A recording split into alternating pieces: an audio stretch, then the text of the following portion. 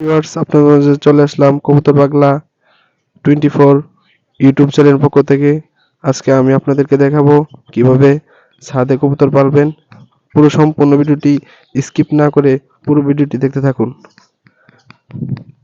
দেখতে পাচ্ছেন ছাদের ভিতরে আমি এখানে বালি হাঁস পালছি,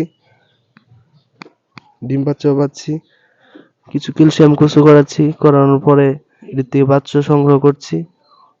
দেখতে পাচ্ছেন বালি হাঁস তিনটি আছে, দুটো ডিম পারে। 1.5-2 মাস পর পর আপনার 1.5-2 মাস পর পর ডিম পাই আমি। 13টা 14টা ডিম দিয়ে থাকে।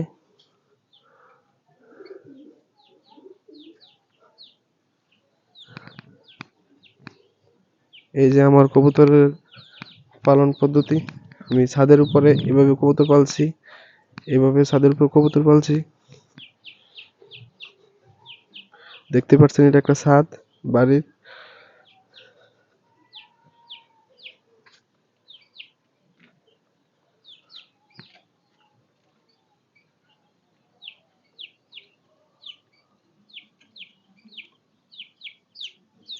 দেখতে পাচ্ছেন ডিম নিয়ে বসে আছে আমার কবুতরটি।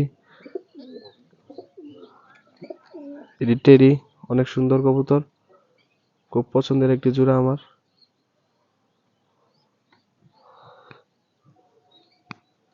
রেসার কবুতর পালছি, দেখতে পাচ্ছেন এইভাবে কবুতর পালছি আমি বাড়িতে।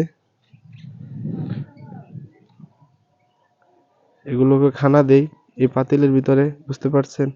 তারপর এগুলা কিছু খাবার নষ্ট করলে সেগুলো সেগুলো আমার মুরগি আছে, মুরগি ছেড়ে রাখছি।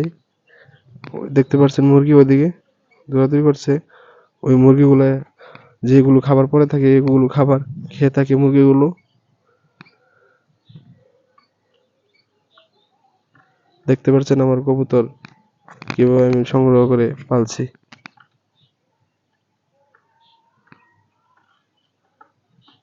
এইভাবে আপনারা ছাদের ভিতর কবুতর পালতে পারেন অনেক সুন্দর করে।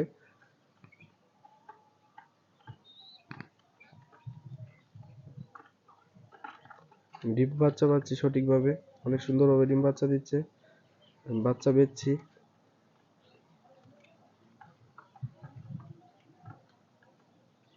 দেখছেন পাশে একটি মুরগি রাখার জন্য এই খাঁচাটা রাখলাম আর কি। মুরগি রাখার জন্য এই খাঁচাটি। দেখেন এখানে যেগুলো খাবার নষ্ট হচ্ছে এগুলো খাবার মুরগিগুলো খাচ্ছে। দেখতে পাচ্ছেন ছাদের ভিতরে পালছি। এই যে দেখতে পাচ্ছেন এখানে বাহামা আছে, 3টি বাহামা আছে। এগুলো ছেড়ে রাখছে ছাদের উপরে, এগুলো খাচ্ছে।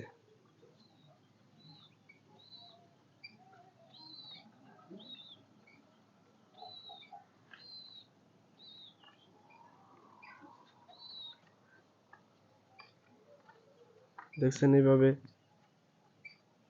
কিভাবে আমি কবুতর পালছি, দেখতে পাচ্ছেন ছাদের ভিতর কিভাবে কবুতর পালছি। বৃষ্টি হলে আপনার এই এই এটা আপনার ফালাই দেয় আর কি, ঢেকে দেয়। চটটা আপনার ঢেকে দেয় আর কি, এটাকে চট বলে। তো এটা ফালাই দেয় আর কি, বুঝছেন। রোদ উঠে গেছে, ভিডিওটা অত একটা সুন্দর হচ্ছে না।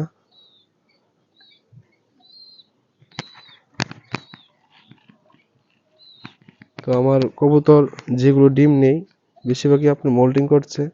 যেরকম এই কবুতরটা আপনার ডিম বাচ্চা দিয়ে দিবে, বেশি দিন দেরি হবে না, বেশি সময় নেবে না, কয়েকদিনের মধ্যে ডিম পারবে। এই জোড়াটাও, এটাতেও আপনার বাচ্চা দিচ্ছি।